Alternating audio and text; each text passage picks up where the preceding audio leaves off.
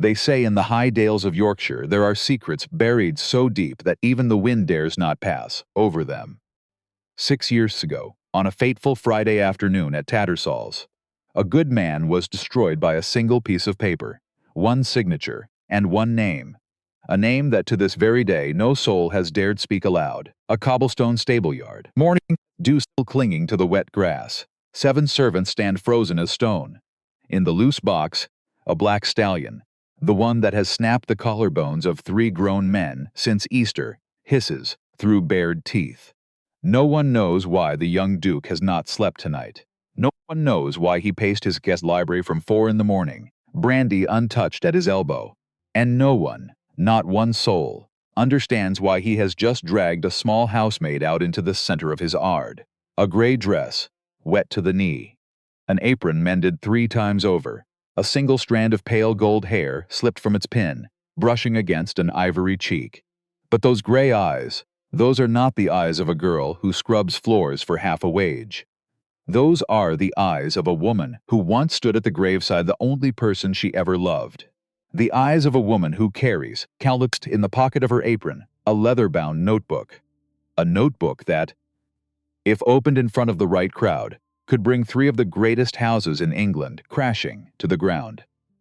She has waited 6 years for this moment. But what she does not know, what she cannot possibly know, is that the man whose hand is now gripping her elbow is the very man whose signature sits at the bottom of the page that destroyed her uncle. The wind moves through the yard. The stallion rolls the white of one eye. And somewhere far away on the long road out of London, a black carriage is already racing toward Blackmoor. The Duke of Blackmoor seized Cordelia by the elbow before she had finished her curtsy, and he walked her toward the stallion, the one that had broken 3 grooms since Easter. She did not pull away. She did not speak. She let him march her across the gravel of the upper yard, past the dairymaids with their open mouths, past the head groom's frozen hand on a halter rope, past the boy who was meant to be sweeping cobbles and had forgotten the broom entirely. Her gray dress was wet to the knee from the morning grass. Her apron strings bore 3 stitched repairs. A strand of pale gold hair had slipped its pin near her temple, and it brushed her cheek as he marched her forward, and she did not push it back. She was 26. Ivory-skinned, tired in the bones. In a way nobody, looking, would have guessed. And she did not look like a woman about to be humbled. She looked like a woman counting fences, deciding which she would clear, and which she would not trouble with at all. The stallion was called Goliath. He rolled the white of one eye and laid his ears flat. 17 hands at the shoulder. Black as polished coal, with a star like a dropped lantern between his eyes.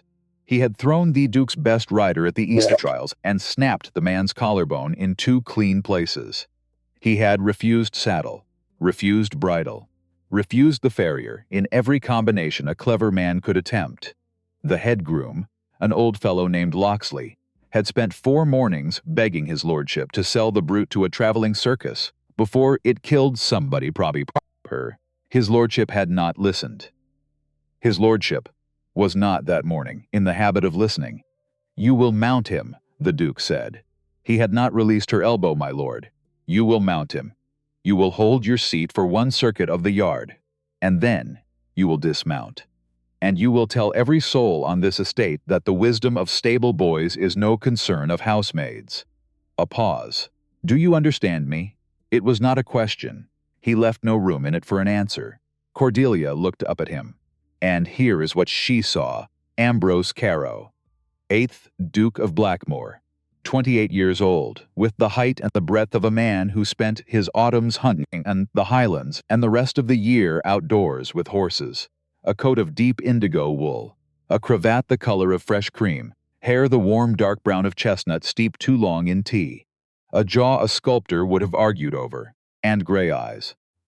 The kind that looked cool and clear from a distance, and went the color of a storm coming in when he was angry, which he had been since 7 o'clock that morning, because at 7 his steward had reported overhearing a kitchen maid tell a stable boy that the colt called Atlas had a throat infection coming on, and ought not be worked, and the colt called Atlas had developed a throat infection by noon. The Duke had not slept since.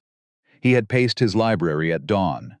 He had decided that whatever this maid was, she not in his household making fools of his stable master and his head farrier. Men, he paid handsomely, men who were meant to know more about his animals than a girl with a scrubbing pail.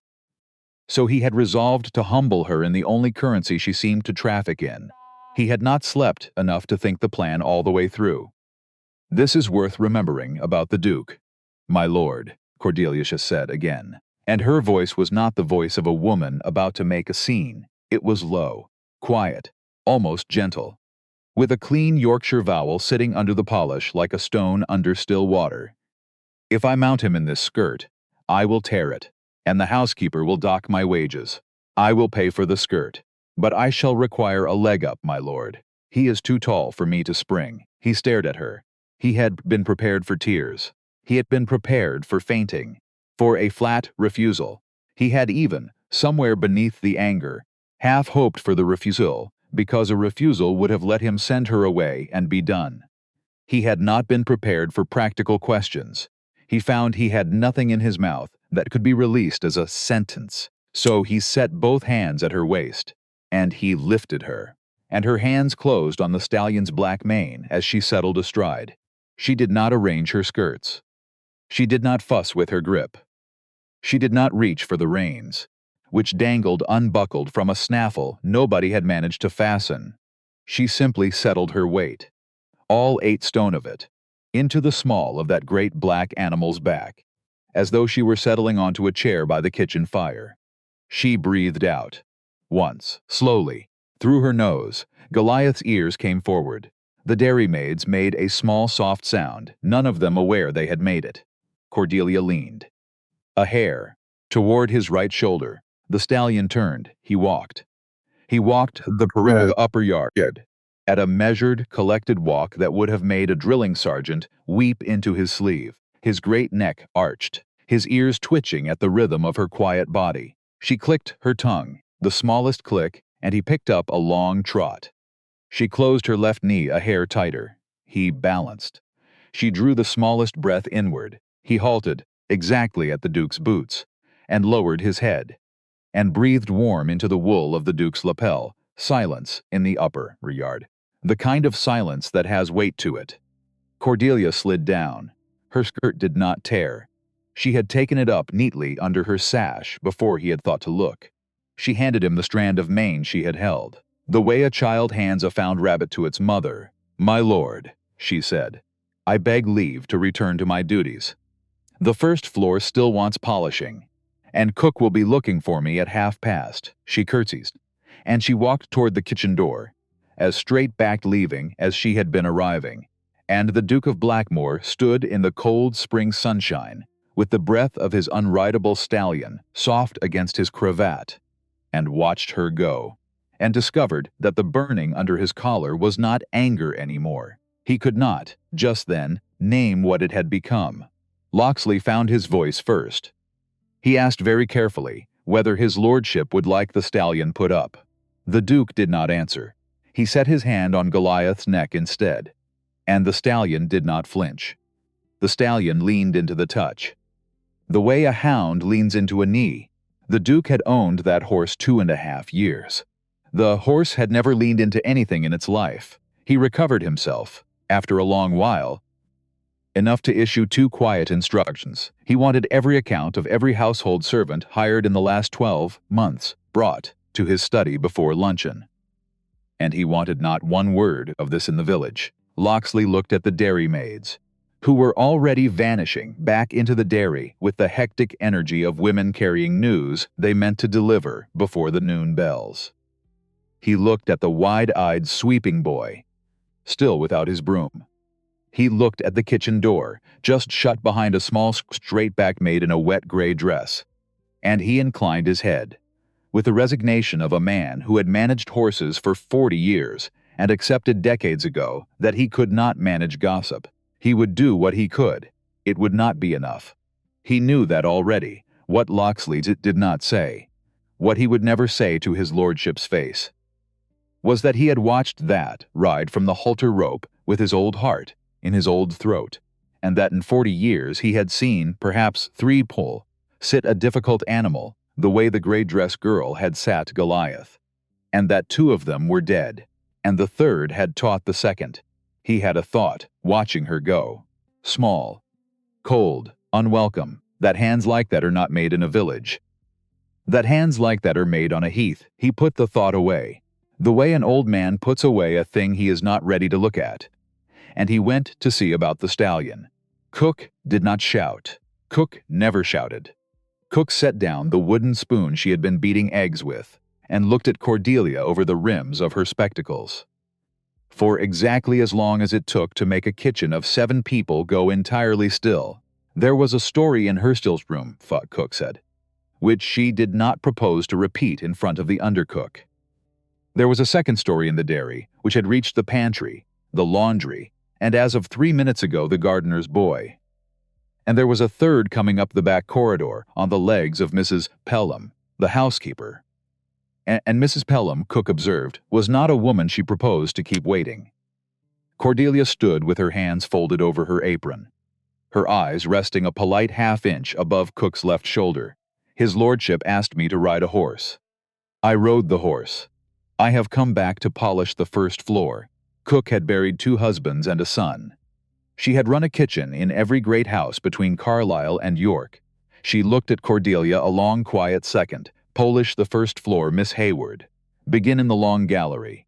And do not, under any circumstances, walk past the open door of his lordship's study. A pause over the eggs. There'll be a hot dinner at 4. And, Cordelia, the kitchen held its breath. Whoever you were before you came here is no business of mine. Polish well. Cordelia allowed herself, for the first time that morning, one small private pulse of feeling somewhere behind her sternum. She inclined her head. And here is the thing she did not let Cook see, the thing she let no one see, that those flat words, whoever you were is no business of mine, were the kindest spoken to her in 6 years. Because they asked her for nothing. Because they did not pry. Because they were the words of a woman who had also, at some point in her long hard life, needed someone not to ask. She fetched the beeswax, the soft cloths, the long-handled brush, and she went up the back stairs, and she did not let her hands tremble, even when she was entirely alone. The long gallery ran 140 feet along the south wing. It held the portraits and a yellowing parquet floor that smelled. When the spring sun warmed it through the tall sash windows, exactly like her childhood. Beeswax, dust, lavender from the linen press across the corridor, and the faint mineral cool of stone behind the wainscot. She knelt at the south end. She set out her cloths. She began at the skirting and worked her way up. The light fell in long lemon rectangles across the floor, and it broke against the painted ankles of the gentlemen in the portraits, who watched her without comment. Some of them, she thought, would have been displeased to see a maid in this gallery polishing badly. None of them, she suspected, had ever met a maid in this gallery polishing well. And as she worked, she let her mind go where she did not, as a rule, permit it to go. To Newmarket, to the heath at first light, the mist lying in the hollows, and the strings of horses coming up out of it like ships out of fog. To a man with a notebook and a soft voice, who had let a small grave girl in a pinafore hold the watch and call the furlongs, who had taught her to read a horse the way other men taught their daughters to read scripture, who had said, more than once, that she had a better eye at 12 than half the touts at Tattersall's had at 50. Her uncle. She had not said his name aloud in 6 years. She did not say it now, but she let herself think it. Once. Here, in the warm beeswax light, with the painted gentleman watching, and no living soul to see her face. She let herself think how he would have laughed this morning. The young Carrow boy, all grown into his title, and not one whit wiser about a horse than he had been at 20. Then she folded the thought away, and went on polishing. What she did not know, what she could not have known, was that the Duke of Blackmoor was, at that very moment, standing at the window of his study, watching her cross the inner court below, a glass of brandy in his hand that he had poured and not touched. He had stood there 40 minutes. With an expression his valet, arriving at 2:20 with a fresh cravat, had taken one look at, and decided not to disturb. He summoned her at 3. She came in her plain gray, apron freshly tied, the smell of beeswax under her nails. The studs was high-ceilinged and lined with horse paintings, a Stubbs on the south wall, a hunting scene over the mantel, and a small unsigned watercolor above the desk, which she recognized at once, and chose not to look at twice because she had painted it. She had been 11. A dappled gray foal with a white star, drawn from life in a north paddock at first light, while her uncle held the foal's dam, and told her to mind the line of the hawk. She had given it to the young Carrow boy, the day his first colt came home a winner. She had not known then that a duke would keep a child's watercolor above his desk for 15 years. She knew it now, and it frightened her more than anything else in the room. There was a fire. There was a tea tray. There was a single chair on her side of the great mahogany desk, which she did not sit in. Because no maid sat in the presence of her master, the Duke did not ask her to sit. He let her stand in the warm saisona a long moment before he spoke. The clock struck 3:30 with a small flat note. A coal shifted in the grate, and Cordelia counted 4 breaths in the slow, careful rhythm she had practiced 6 years ago. On the morning she had stood for the first time before a house steward at her first place of service, and answered every question without letting her face give him anything at all. "Whose daughter are you?" the Duke asked. "The daughter of a Yorkshire schoolmaster, my lord. He passed when I was 12, and your mother, the schoolmaster's wife. She did not survive him long, and the years between. I have been in service." Oh wait, all of them? All of them. She did not elaborate. He had sat in 3 parliaments. He had owned 11,000 acres. He had sat across a table from a French diplomat for 90 unbroken minutes during the closing of a treaty. He had never, in his life, met a silence as polite and as immovable as Cordelia Hayward standing on the other side of his desk with her hands folded and her eyes on the 3rd button of his waistcoat. "You ride," he observed. "I do. You ride very well. My father kept a small mare for the village. My lord, I exercised her on the lanes." He set his pen down. "Goliath," he said dryly, "is not a small village mare." "No, my lord." Then how? She did not answer that one. Not directly, she told him, instead, in a voice that did not change, that the stallion was underweight in the hind quarters, because he was worked at full ration on cracked corn, when he had the digestion of a thoroughbred.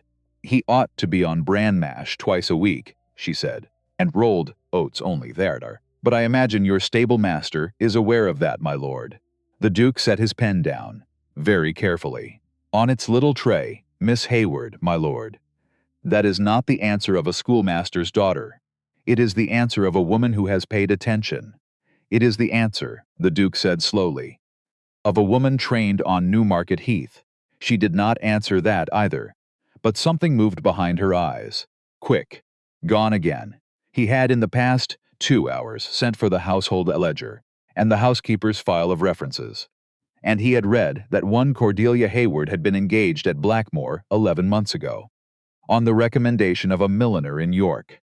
The milliner had written only that the girl was honest, dexterous, and willing to work for half a wage with no afternoons off half a wage. No afternoons. A woman who did not want to be seen. "You will," he said, "do me the courtesy of not pretending you are an ordinary maid." She lifted her eyes. For the first time, they were gray, the clear, level gray of a winter sky over a stone wall, and they met his without flinching. "I am extraordinarily a maid, my lord. I am a maid extraordinarily well. If you find that intolerable, I will collect my character and be on the carrier's cart by morning." "That is not what I said." "It is what your lordship said." A small, hot silence stood across the polished mahogany. The Duke did not move. Cordelia did not move. The clock ticked through 20 full seconds in which neither looked away. He was the first to lower his eyes to the open ledger. To a name in the 3rd column he had stared at for 20 minutes, without absorbing a single letter of it, and he told her, at last, in a voice carefully emptied of everything he felt, that she might return to her duties. She curtsied, she withdrew. The door shut softly behind her. And the Duke of Blackmoor listened to the retreat of her steps along the carpeted gallery, for as long as he could distinguish them, and then somewhat longer, and then he put both hands flat on the desk, and bowed his head. He sat a long time looking up at the watercolor, the dappled gray foal, the white star, the north paddock at first light. The signature in the corner was a child's looped hand, C. Hayward. His old master had given it to him, the late Frederick Hayward, of Newmarket, on the occasion of the Duke's first colt to a winning post. He remembered the day, the cold, and the cheering and the smell of bruised turf, and a small grave girl in a pinafore, horsehair on her cuffs, who had pressed the rolled watercolor into his hands and run away before he could thank her. Frederick Hayward had had a niece. The Duke remembered her now. He had met her once more. At the celebration dinner that same evening, when she was 12, fen serious and had poured the syllabub. He had spilled some on his father's good cravat. And the old man, Frederick, not his father, had laughed and said the young Carrow boy had the right hands and the wrong friends, and that he would do very well in life. If he got rid of the friends, the Duke sat with his hand over his mouth, and the cold spring afternoon went slowly past his window. He had got rid of one friend in the end, or the friend had got rid of him when the trough ran dry and there was nothing left to take. But not before, not in time. Not before a single careless afternoon had set a chain of small, bright dominoes falling that had ended. He understood this now, with a cold and total clarity that made the brandy taste like ash, that had ended with a girl in a gray dress scrubbing his floors for half a wage. He did not yet know the whole shape of it. He only knew the floor had shifted under him, and that it had not finished shifting. There was a child at Blackmoor, Lady Beatrix Carrow, 10 years old, the orphaned daughter of the Duke's late elder brother, and she had appointed herself to Cordelia's company within 14 hours of Cordelia's arrival the previous spring. She had been deposed, briefly, when her cousin discovered the friendship and ordered the governess to keep her at her French verbs in the mornings. She had been reinstated within a week, because Lady Beatrix Carrow, at 10, already possessed the political instincts of a duchess and the persistence of a pony with an unbarred door. She found Cordelia in the long gallery at 4:30. She had ridden Goliath, Beatrix announced, without preamble, without greeting. The way she announced most things, she would not be told otherwise. The second housemaid had told the first. The first had told the governess. The governess had told the boot boy, and the boot boy had informed Lady Beatrix at 12 minutes past noon. Cordelia said quietly that she had been instructed not to speak of it. By whom? By Cook. Beatrix waved this away. As a matter of the very gravest importance, she was the Duke's ward. Cordelia was her friend. Cordelia had done a great and historic thing, and she required to know whether her cousin had been an ass about it. Cordelia set down the cloth. She knelt and tied Beatrix's left bootlace, which had come undone some time ago, and had been distressing the child's dignity considerably. His lordship, she said carefully, has been a duke about it. Beatrix translated this. With the unsentimental clarity of a 10-year-old, it meant an ass. She wished to know whether Cordelia had done it on purpose. Had she ridden the stallion, knowing she would shame him, in front of all his stablemen, knowing he would stand at his window at 3 feeling he had behaved very badly indeed? Cordelia tied the second lace. She straightened. The child's face was small and serious and fierce and dirty. In the particular places along the jaw that 10-year-olds favor, I rode the stallion because I was told to ride the stallion. I am paid by his lordship to do as I am told. Beatrix, untroubled by the metaphysics of this, observed that Cordelia was paid £8 a year, and that her cousin could double it tomorrow. Cordelia agreed that he could. Would you let him? Cordelia gathered her cloths. She tucked one under her arm. She looked down at the small fierce child, and she felt, for the first time in 6 years, since the Friday at Tattersall's when one man had ruined her uncle, and her name, and her future, all in a single stroke, A small, uncomplicated wish, Lady Beatrix. I will let your cousin do the things that make sense. I will not let him do the things that do not. I have learned the difference. Beatrix considered this, and nodded once. As a duchess would. He likes you, you know. Cordelia's hands closed on the cloths. Lady Beatrix. Your cousin has not yet decided what he thinks of me. It would be improper of me to have an opinion in advance of his lordship's. He likes you, said the small, dirty, serious child, because he could not stop looking out of the window. The whole morning, Cordelia did not answer that. She had no answer that was safe. She was in the stables at first light, because she could not sleep.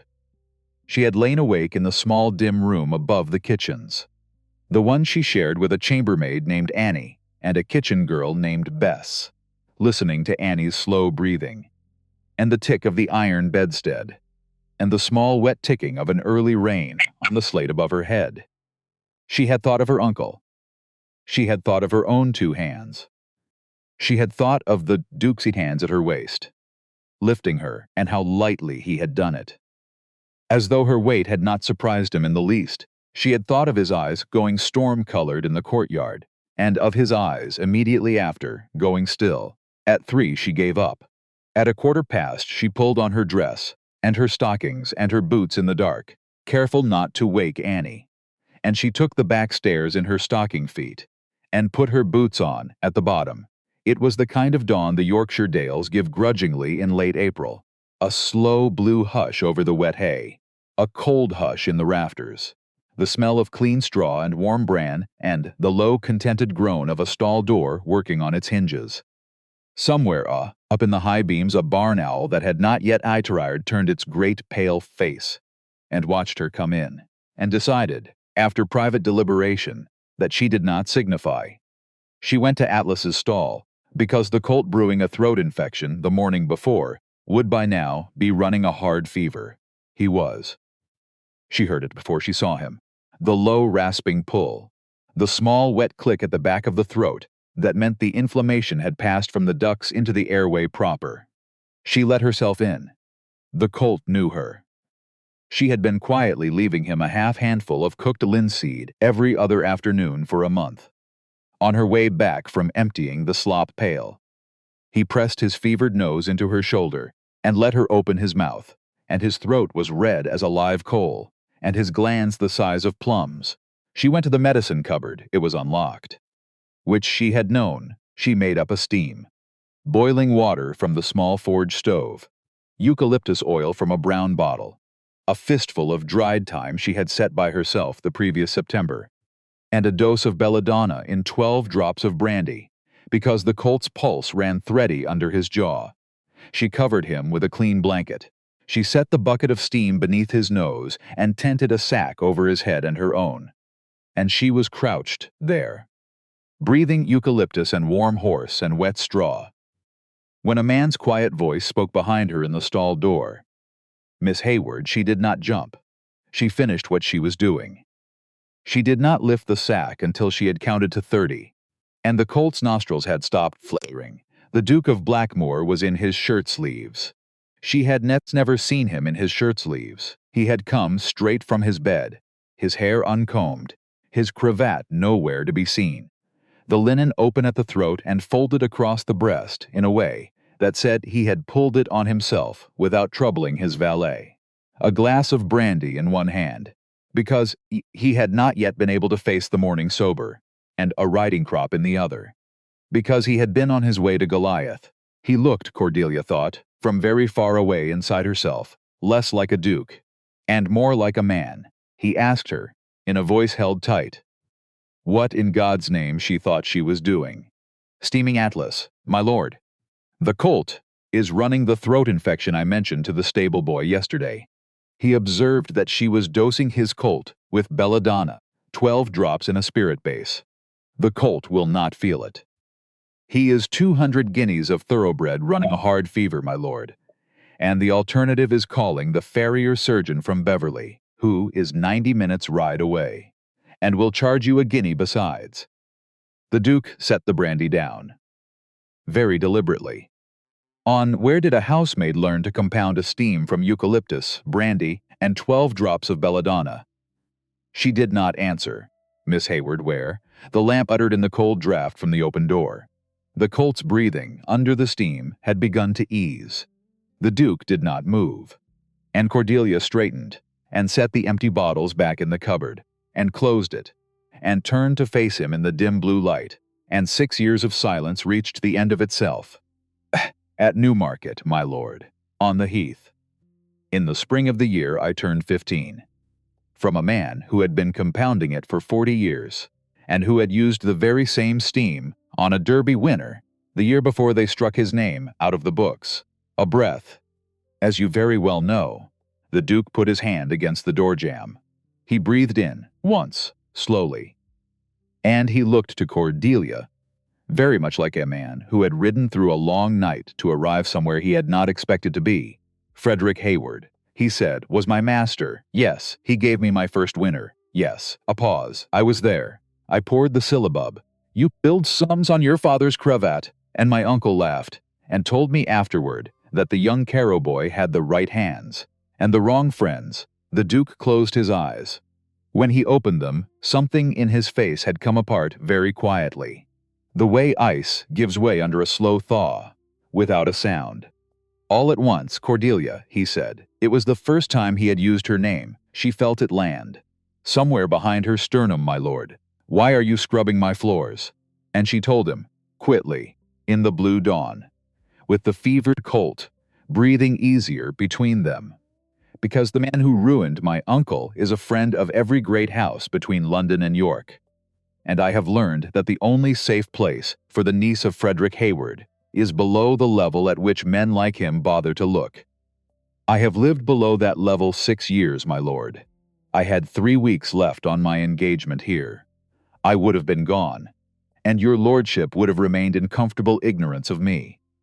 She drew a breath, and here was the thing she had not meant to say, and said anyway, and I would have been in another county, before Sir Crispin Vane rode through your gates next month, for the spring meeting, which he is, my lord, planning. To do, the Duke went very still. I read his letter to your steward, by accident, in February, when I was emptying a wastepaper basket, and for a long moment, in the cold blue stable, neither of them said anything at all. The owl turned its great pale face in the rafters. The colt sighed, and outside, beyond the open door, the first thin line of gold came up over the eastern hills, and touched the wet slate roofs of Blackmoor, and turned them, for one held breath of a moment, the color of something about to begin. The Duke offered her the position before the sun had fully cleared the hills.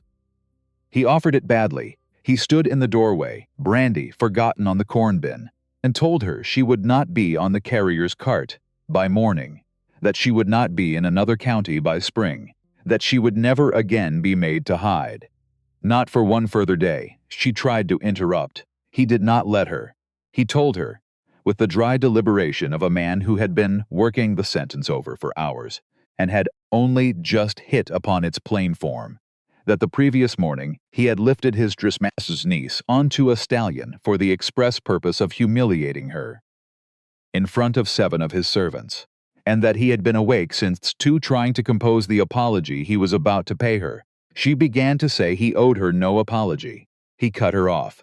Gently, he owed her, he said, an apology of considerable size, and then he asked her to take charge of his stables. She refused.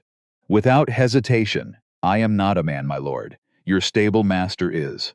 And the day you set a maid over him in the yard is the day Mr. Locksley resigns his place and writes a letter to the sporting magazine that ruins us both. He asked, then, under what terms she would stay. She looked at him. She looked at the dawn coming pale and blue through the high window. She looked at her own hand, which she did not particularly wish to remove from, where it had somehow come to rest near his, under the terms of a salaried stable assistant, openly, not under Mr. Locksley, beside him, answerable to your lordship alone, £25 a year, a small room of my own off the saddle store, with a key, a breath, and one further condition, on which I will not yield, name it, that when Sir Crispin de Vane arrives at your gate next month, you will not pretend you do not know who I am." He thought about it for the space of 2 breaths, and he agreed. What neither of them said, what hung in the cold dawn air like the steam off the colt, was that she had named Vane twice now, and that each time the Duke's face had done a thing he could not control. A small flinch, a tightening at the eyes. The flinch of a man who has heard a name he had hoped never to hear again. Cordelia saw it. She filed it away. She did not yet know what it meant, but she had spent 6 years learning to read the faces of powerful men, and the Duke's face when she said Vane was the face of a man who was afraid. Not of Vane, of her finding something out. She moved her things into the small room off the saddle store at noon. There was almost nothing to move. A canvas valise that had once been her uncle's. A wooden box with a blue ribbon worn pale that had been her mother's. A bundle of letters she had not opened in 5 years. A pair of riding gloves wrapped in oiled cloth, and a small leather-bound notebook with the looped C. Hayward on the inside cover. The pages close written in pencil. Diagrams of equine pasterns, feed proportions, case notes on respiratory complaints in 2-year-olds, the corners dog-eared from 6 years of consultation in the dark. By Cantlebelstub, she set the notebook at the foot of the narrow bed. She set the gloves on top of it, where she could see them, and she stood at the high window a moment and laughed. Once, very quietly, into her own sleeve, because the Duke's youngest stable boy had been sent to air the room. And the boy, on his own initiative, had set a lavender bag on the pillow. The room was 12 feet by 9. A single high window facing east over the inner court, a narrow iron bed, a deal washstand, a small cracked pier glass on the far wall, the walls whitewash plaster gone slightly cream with age, the floor scrubbed boards. She stood in the doorway with her uncle's valise in one hand and her mother's box in the other, and she looked at the lavender bags several seconds before she set down her things and crossed to the window and leaned out into the cool spring air. It was the first room she had been able to lock from the inside in 6 years. She had not understood, until that moment, how much a key could weigh. The trouble began 9 days later. It began with a mare. Her name was Juno. A bay thoroughbred, 15 years in the Carrow stables, in foal to a Godolphin stallion, and carrying what every man on the estate believed would be the finest colt Blackmoor had bred in a generation. She was the Duke's pride. She was Locksley's pride. She was, in the careful arithmetic of a great breeding house, worth more than the house itself. And on the 9th morning of Cordelia's new position, Juno would not stand. She stood in the corner of her box with her head low, and her flanks heaving, and a fine tremor running down her hindquarters that had no business being there. And she would not take water, and she would not take feed.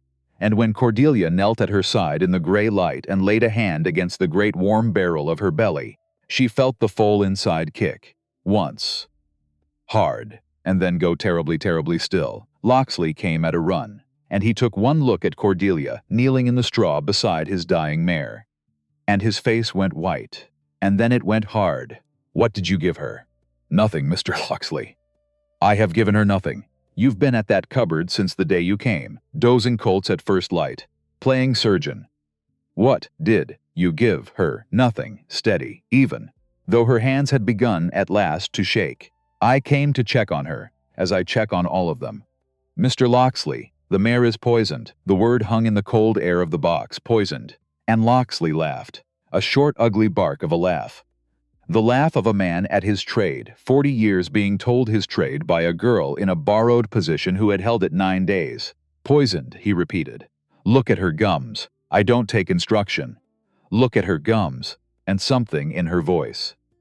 Some flat command that did not belong to a housemaid and did not belong to a stable assistant either, but to a person who had stood at the dying animals before and won, sometimes and lost, sometimes, and learned the difference in the lifting of a lip. Locksley looked.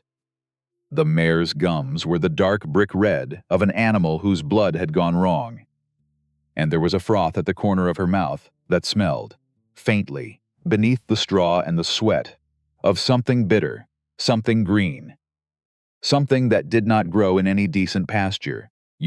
Cordelia knew at the moment the smell reached her, because there was nothing on God's earth more deadly to a horse than you. And there was no ewe within a half-mile of the Blackmoor paddocks, because every breeding man in England knew to grub it out by the roots, which meant someone had brought it in, someone had put it in the mare's feed, on purpose. The Duke arrived as the second hour turned, and what followed was the longest night Blackmoor had seen in a generation. They worked her in shifts that were not shifts. Because nobody left. Cordelia mixed charcoal and linseed, and forced it down the mare's throat by the handful, against the contractions that had started early and wrong. Locksley held the great head in his lap on the straw, and spoke to her the way a man speaks to something he has loved 15 years.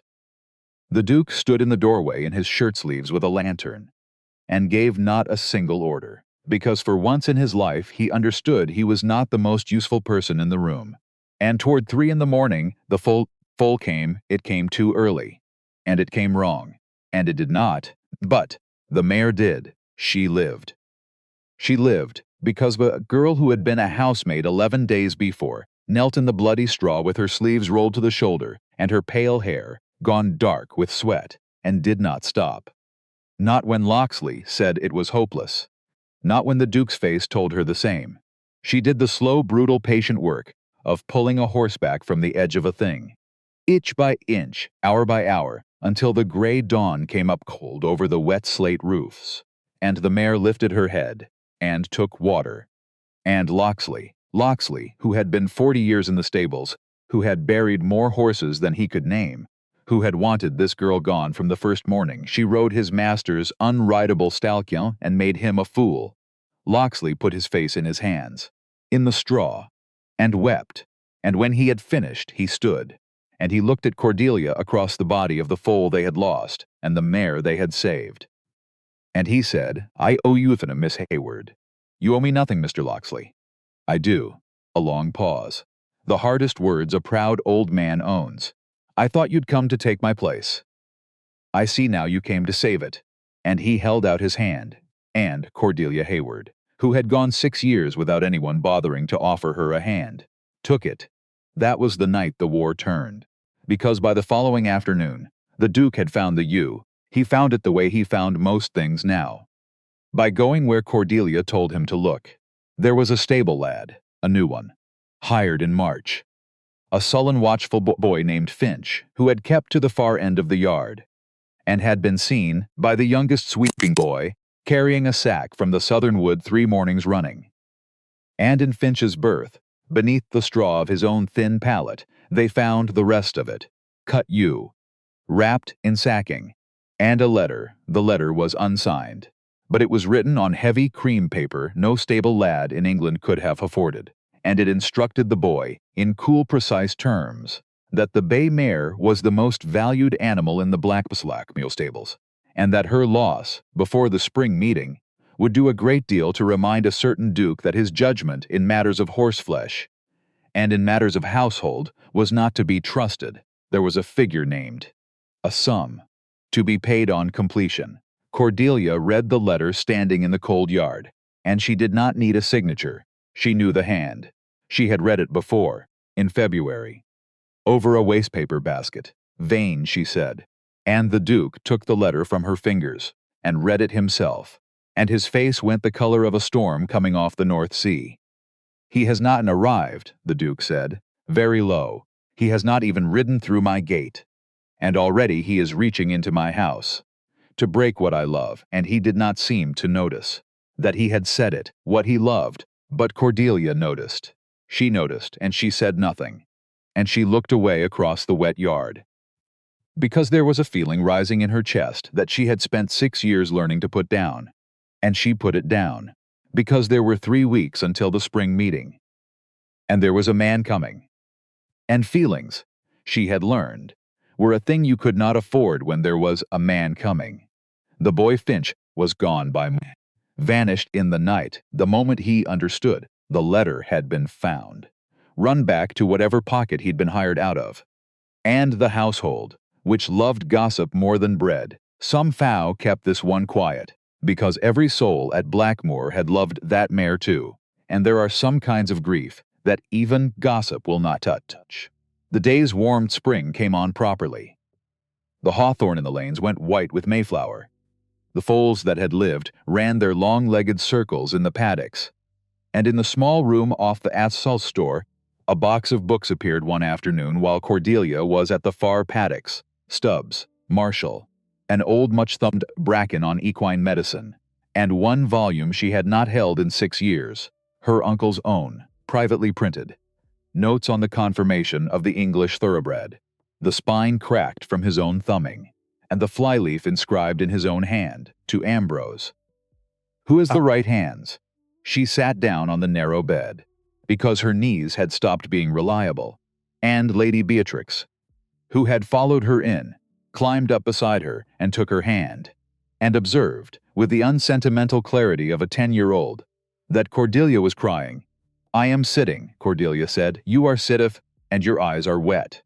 Which is crying. It is a sort of crying, the sort that does not require attention. "My cousin," said Beatrix, "is not very good at saying he is sorry. He likes to send things instead. When he forgot my birthday last Christmas, he sent a pony."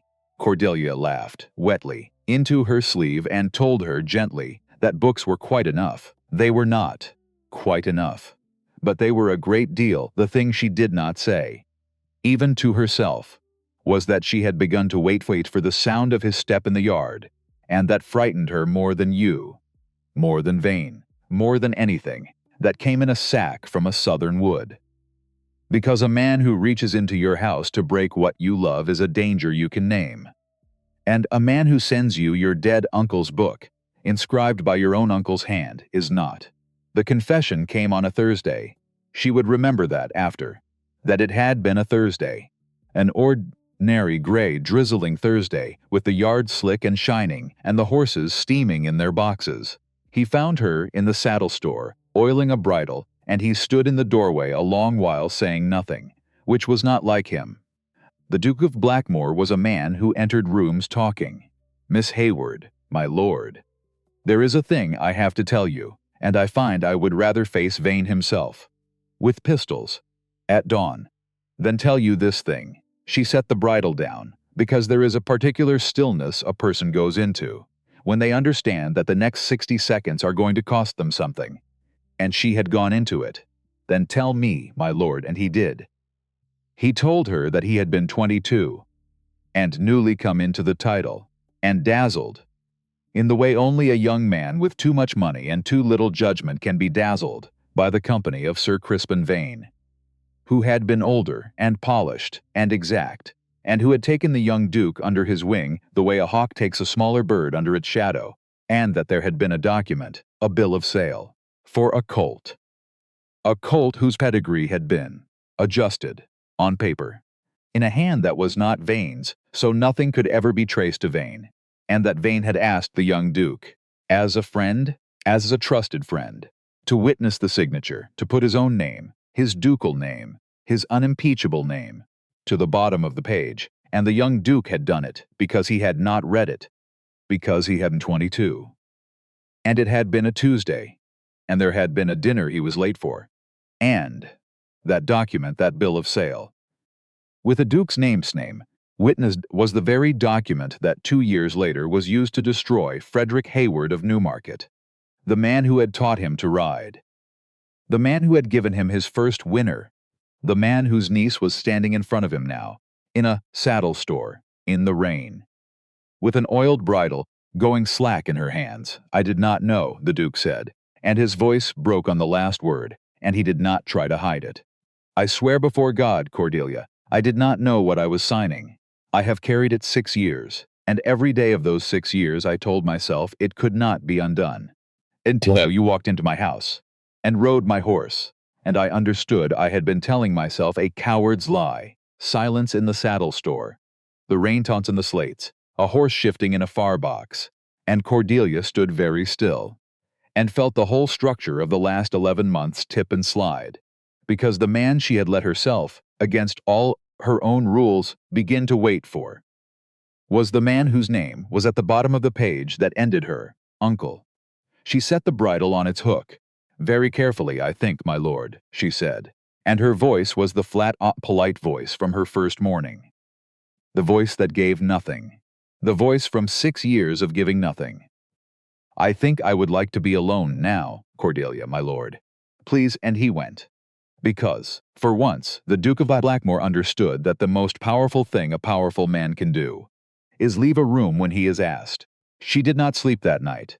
She sat at the high window with her uncle's notebook open in her lap, and the book the Duke had sent her unopened on the bed, and the rain coming down soft and steady on the slates, and she did the arithmetic of it, over and over, because a part of her wanted to hate him, and it would have been so easy, so clean, so safe, to gather up the warm, dangerous thing that had been growing in her chest, and fold it back into the cold place, where it had lived 6 years, where it was safe, except that she kept seeing him, in the doorway of the stable in his shirt sleeves at first light, looking less like a duke and more like a man, holding a lantern over a dying mare 9 hours and giving no orders, breaking on the last word. I did not know, 22 years old.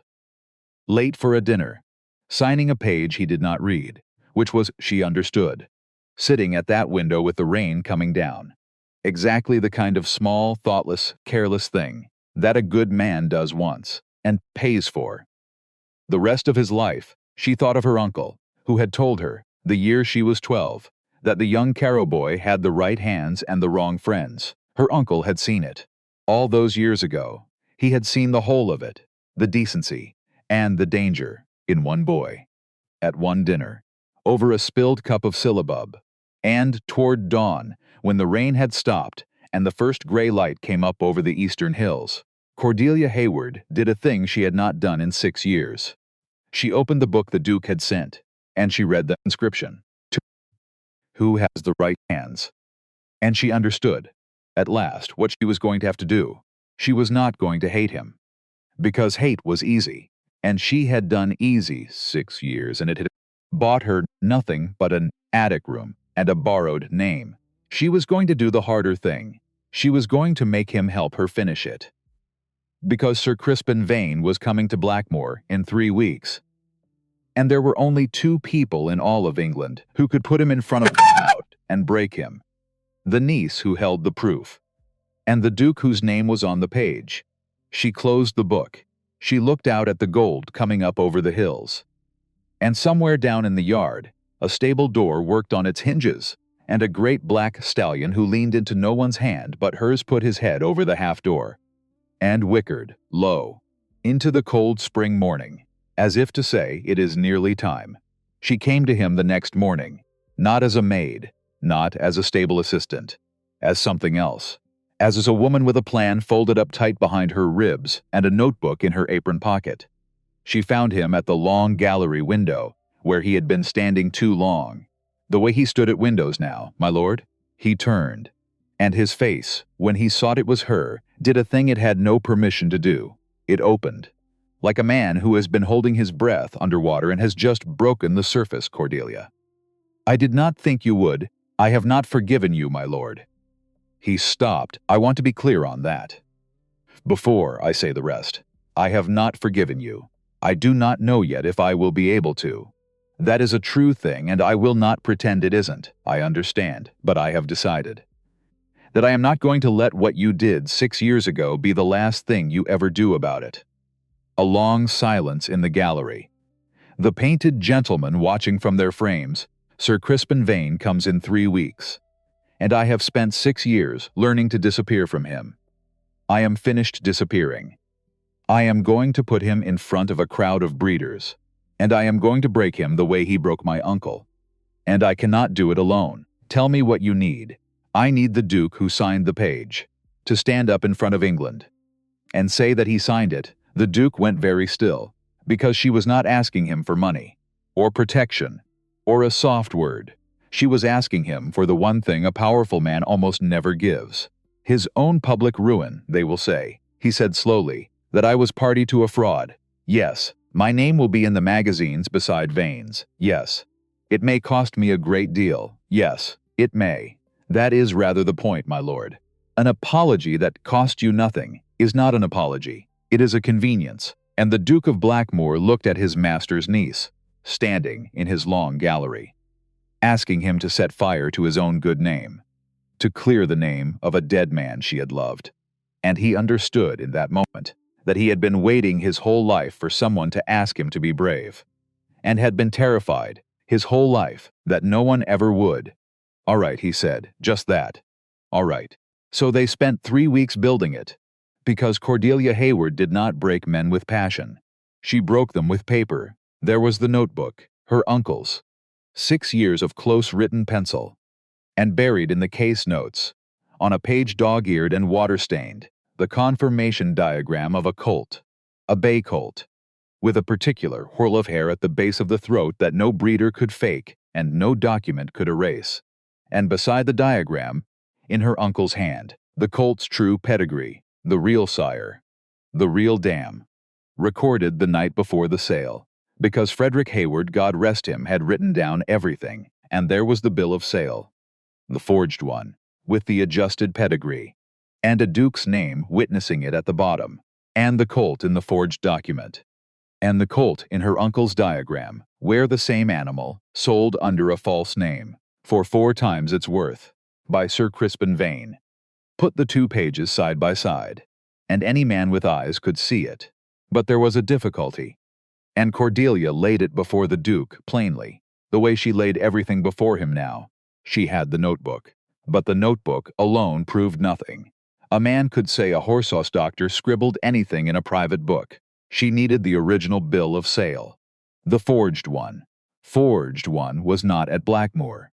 It was in the keeping of the man who had bought the colt, a man named Lord Carberry, who had lost a small fortune breeding from a worthless animal, and who had, 6 years ago, believed every word of the case against Frederick Hayward. The Duke wrote to him. It was the hardest letter he had ever written, because in it he had to confess, to a man he barely knew, the thing he had told no one in 6 years, and ask that man to dig out an old document from an old grievance and trust it to the post. Lord Carberry wrote back within the week. He had kept the bill of sale. He had kept it, he wrote, because something about the whole affair had never sat right with him. He sent gladly, and he added, at the bottom, in an old man's spidered hand, "I am glad to hear Hayward had someone left who believed him. I was not one of them. I should have been." Cordelia read that line 3 times, and then she folded the letter away, and said nothing, because there was work to do. The Duke wrote 2 more letters, to the Marquess of Brandwell, and to the old Earl of Severn, who had loved Frederick Hayward, and had never believed the charges against him for 1 single day. And both men wrote back, and both men said they would come, to the spring meeting, at Raisby, to stand where they were needed. And Locksley, old Locksley, who had wanted her gone, Locksley did a thing nobody asked of him. He went on his own old legs, to 3 men in 3 counties who had been at Tattersall's that Friday 6 years ago, and he came back with 3 written statements, in 3 shaking hands, each one saying the same thing, that Vane had vouched for the colt's blood with his own mouth, in front of witnesses. Before ever the sale went through, he laid them on the saddle store table, in front of Cordelia, and he did not say anything. He just set down his hat, and looked at her. "You did not have to do that, Mr. Locksley." "Aye," he said, "I did." And on the cold, bright morning the carriages began to arrive. For Raisby, Cordelia Hayward took out of the bottom of her uncle's old valise the one thing in the world that was truly hers, a riding habit, deep emerald green, cut high at the throat, military at the shoulder, narrow at the waist and full in the skirt, made for her by her uncle's wife, the spring she was 17, when there had still briefly been talk of a season in London. She had not worn it in 9 years. She had aired it 3 times by the backstairs window in the cold spring air, until the smell of cedar shavings gave way to the smell of green grass. She had let the hem down 1/2 an inch, with stitches no governess would have praised, but no horse would ever notice. She pinned a small jet brooch at the throat that had been her mother's, and she stood in front of the small cracked glass nailed to the back of her wardrobe door, and for a long, careful moment, she was not certain who was looking back at her. a woman in green, with her uncle's eyes, and her mother's brooch, and 6 years of silence, finally about to break. Behind her, in the doorway, Lady Beatrix watched. The child had insisted on being there. The child had insisted on a great many things. You look different, Cordelia. I look the same, my lady. You are not in your apron. No, I am not. You are wearing green. It belonged to a younger woman, my lady. I am borrowing it back from her. Beatrix considered this, the way she considered all of Cordelia's stranger sayings, as things that would make sense to her later when she was grown, and that she would therefore keep. Cordelia, yes, my lady, go and frighten him. Raisby was set in a long green meadow on the south side of the village, ringed by hawthorn hedges, just gone over into white mayflower, with the auction ring at its center, and a grandstand of weathered oak at the north end, and the canvas tents of half a dozen breeders, strung along the eastern hedge.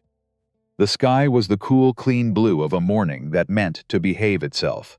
The grass was springy from the night's rain, and the air smelled of clean horses and hawthorn, and the warm sugar of the refreshment booth.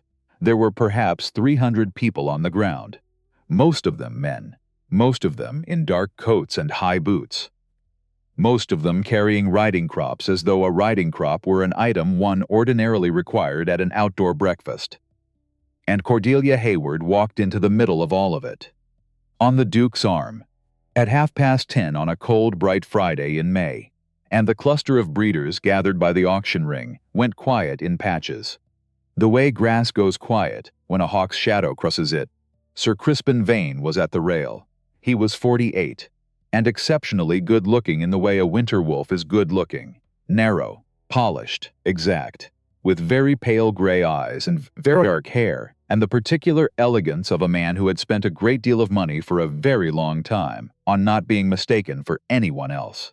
He wore midnight blue, his cravat edged in silver. He held a riding crop in one gloved hand and a price catalogue in the other, and he had been laughing at something when he saw the Duke walking toward him, with Cordelia Hayward on his arm. The laugh stopped.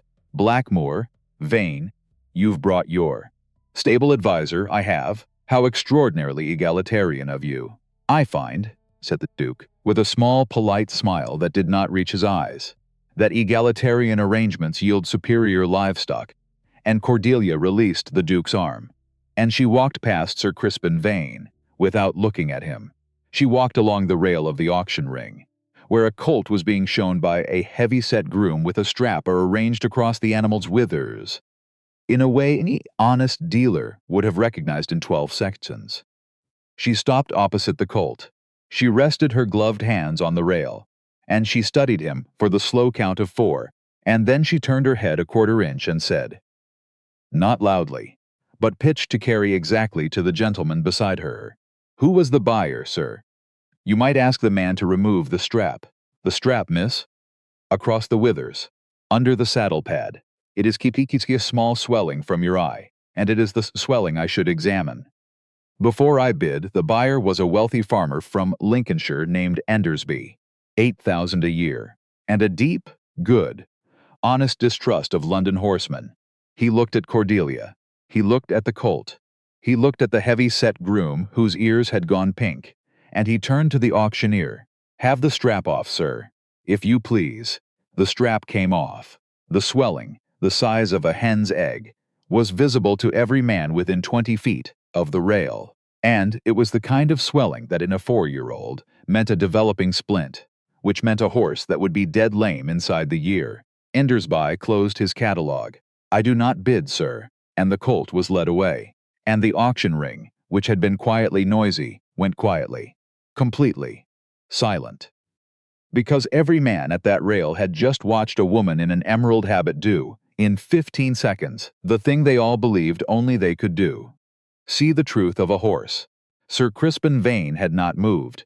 He was looking at Cordelia the way a man looks at a glass he has dropped, which has, against all probability, refused to break, and then he understood who she was. She watched it cross his face, the dawning of it, the careful, pale, exact arithmetic of it, the narrow eyes going to her gold hair and her gray eyes, and the cut of a jaw he had seen once before.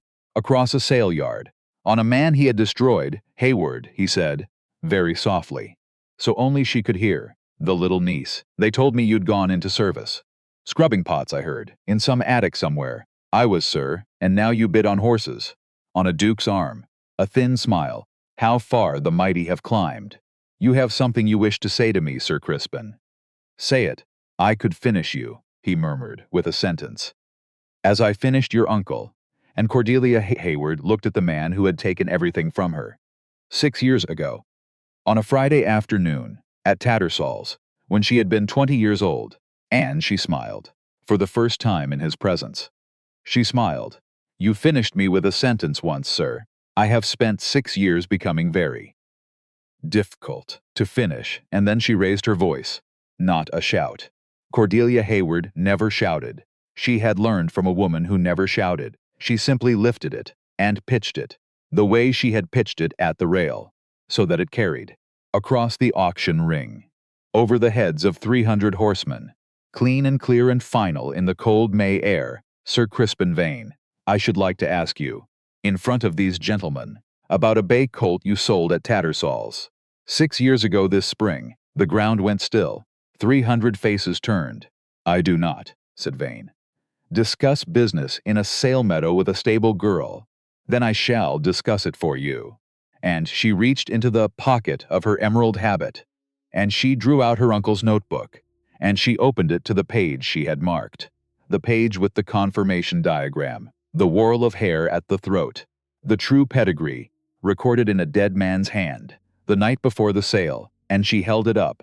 This colt was sold by Sir Crispin Vane as a son of the Eclipse line, for 400 guineas, to Lord Carbery, who lost half that again breeding from him before the truth came out, except the truth never did come out, because the man who knew it, the man who recorded the colt's true and worthless pedigree the night before the sale, was charged with the fraud himself, and ruined for it, and driven into his grave inside 2 years. She turned the page toward the crowd. That man was Frederick Hayward, of Newmarket, my uncle, and he was innocent, and I can prove it. A roar began to build at the edges of the crowd. The low, dangerous murmur of 300 men who had all, at one time or another, suspected exactly this, and had never had the proof, and were now watching the proof held up, in a gloved hand. In the morning sun, that, said Vane, and his voice had lost its silk, is the scribble of a disgraced horse-stuctor. It proves nothing. A child could have forged it. Then perhaps, said a new voice, deep, old, carrying the weight of 40 years at the rail. You will explain how it matches the original bill of sale. It was the Earl of Severn. He stepped through the parting crowd, with the Marquess of Brandwell at one shoulder, and Lord Carbery himself at the other.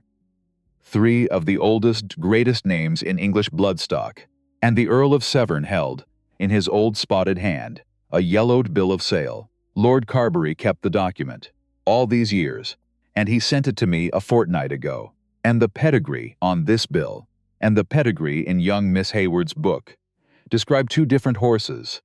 With the same whorl at the throat, he let that land, which means one of them is a lie, and it is not the one written by a man with nothing to gain. The night before he was destroyed, Vane's face had gone the color of old tallow, and there is the matter, the Earl went on. Relentless now, gentle and terrible, the way only the very old can be terrible, of 3 gentlemen who were at Tattersall's that Friday, and who have set down in writing that Sir Crispin Vane vouched for that colt's blood with his own mouth, before the sale, which a horse doctor recording a true pedigree the night before could not possibly have arranged. He paused. And there is the matter of the witness. The bill of sale was witnessed, Sir Crispin, by a name that has troubled me for 6 years, because I could not understand how such a name came to be on such a page, and the meadow held its breath, because every man there knew the next name was a duke's, and every man there understood what it would cost the duke to own it. Sir Crispin Vane turned, slowly, to the Duke of Blackmoor, and on his ruined wolf's face, for the first time there was something almost like hope. Because here at last was his shield. Here was the great name that would never, could never, confess to standing beside him in the dark. Yes, said Vane, and the silk came back into his voice, slid back over it like ice over water. Tell them, Blackmoor, tell them whose name witnessed that sale. Tell them how. Closely. We once worked together, and the Duke of Blackmoor stepped forward. Into the center of the ring. Into the full cold light. With 300 faces turned toward him, and the whole of his good name balanced on the edge of the next thing he said. And Cordelia watched him, and she did not know. Even then, in that last held second, she did not know which way he would go, because she had not forgiven him. And because she had learned 6 years ago that powerful men protect themselves. That it is the first thing they do, and the last thing they do, and the only thing you can ever truly count on them to do. She watched the man she had let herself begin to love. Against every rule she owned. And she did not know, and the Duke of Blackmoor opened his mouth, and said, "The name that witnessed that sale was mine." A sound went through the crowd like wind through standing wheat. "I was 22, the Duke said, and his voice did not shake. He had decided, somewhere in the last 3 weeks, that it would not shake, and I was a fool, and Sir Crispin Vane was my friend. Or so I believed. He put a paper in front of me and asked me to witness his signature, as a friend will do for a friend. And I signed it, without reading it, because I trusted him. And because I was late for a dinner, he turned. And he looked directly at Vane. I did not know what I was signing. I learned what I had done 2 years later, when I read in the magazine that Frederick Hayward, the man who taught me to ride, the man who gave me my first winner, had been ruined by a document bearing my name. And I was too much a coward, for 6 years, to say so. Until a woman walked into my house and rode my unrideable horse, and reminded me what my master had given me. "The right hands," he said, "and I have spent 6 years using them. To hold a glass of brandy. And do nothing."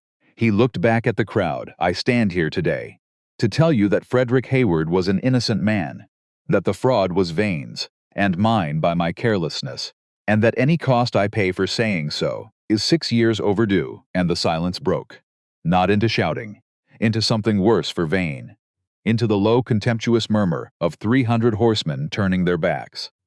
One by one, the single most final sound in the English sporting world. The sound of a man being cut. Sir Crispin Vane stood alone at the rail, with his silver-edged cravat, and his polished boots, and his ruined wolf's face, and he understood, the way an animal understands weather, that it was over, that there was no sentence he could speak, no magazine he could write to, no great name left in all of England that would stand at his shoulder. He looked at Cordelia Hayward one last time. "You little."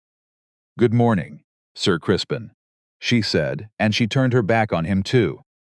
He was gone within the hour, his carriage on the London road before the noon bells rang. And he never, as long as he lived, set foot at an English meeting again. She found the Duke at the kissing gate.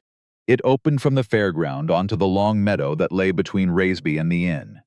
A quarter hour by the cart road, a half hour by the field path, and there was no one in it but a thrush in a white-flowered hawthorn, and a pair of brown cattle, and the slanted gold light of an English May afternoon. She did not speak for the first half of the walk.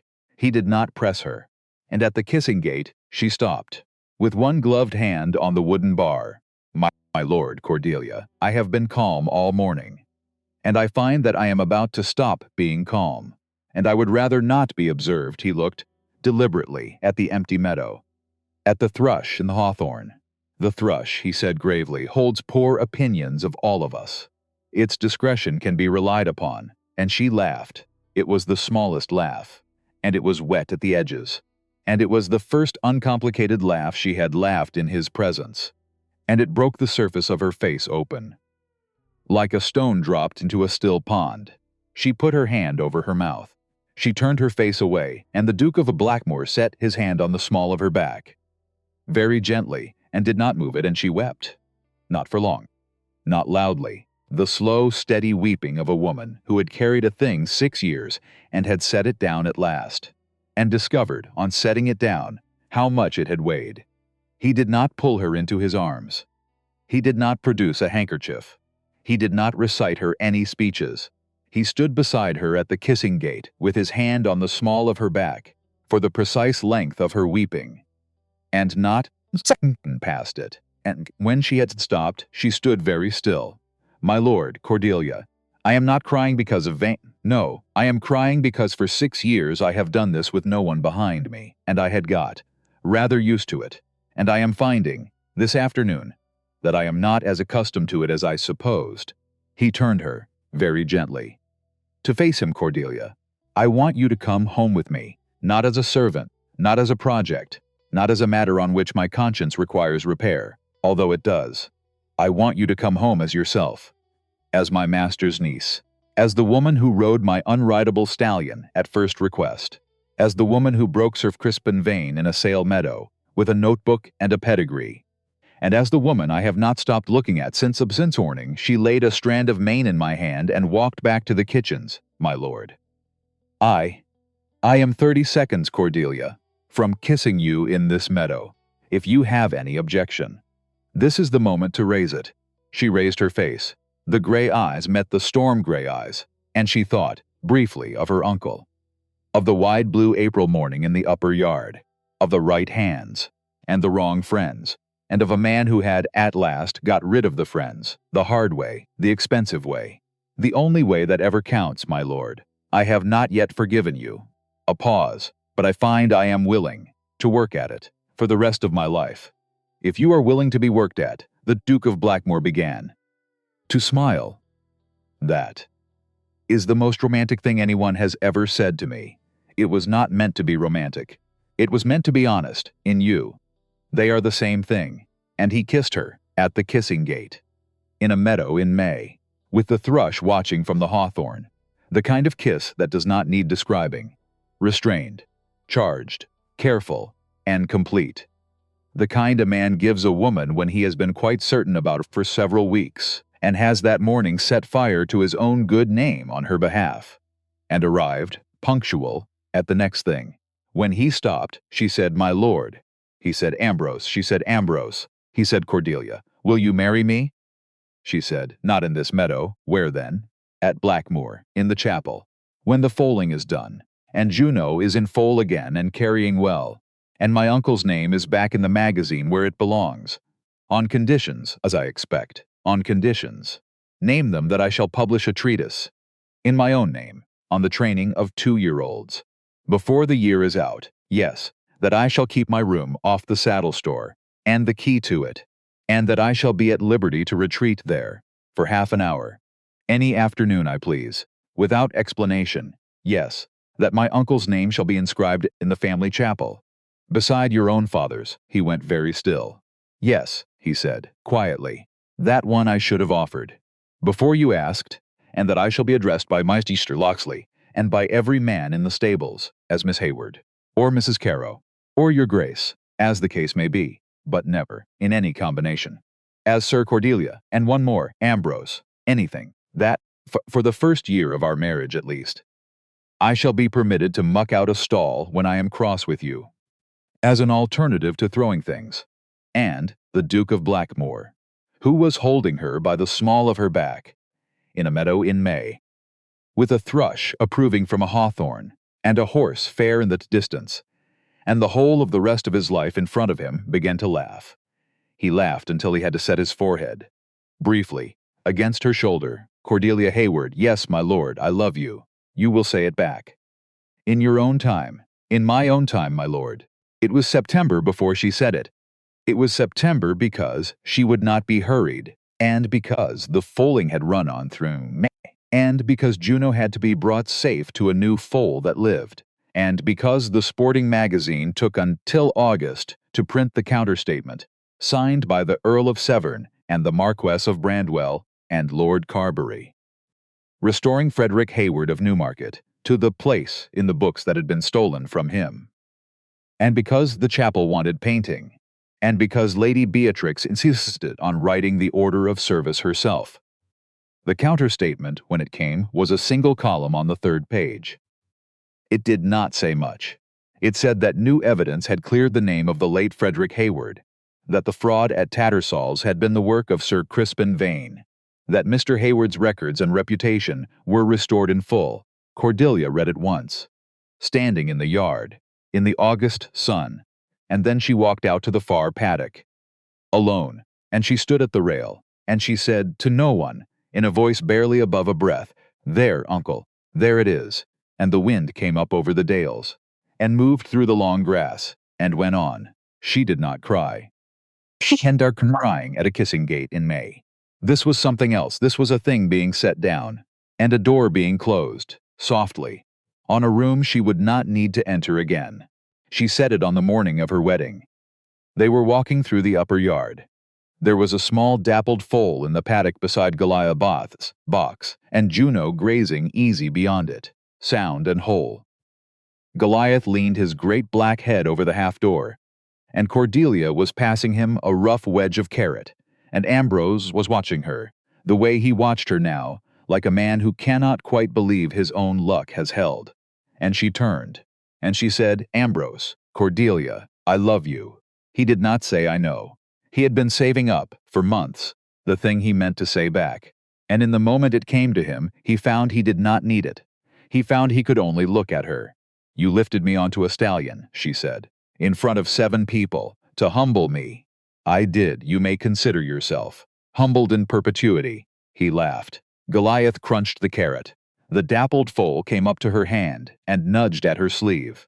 And Cordelia Caro, who had been Cordelia Hayward, who had been the niece of Frederick Hayward of New Market, who had been a kitchen maid at Blackmoor a year before, and who was, at that present moment, the new Duchess of Blackmoor, set her warm hand against the bridge of her stallion's great black nose, and the bridge of his nose was warm in the September sun, and she looked at her Duke, and her Duke looked back, and somewhere in the dovecote a thrush sang 4 clear notes into the morning. And Mr. Locksley, watching from the doorway of the saddle store, took off his hat and held it against his chest, and said, very softly, to no one at all, "Aye, there she is."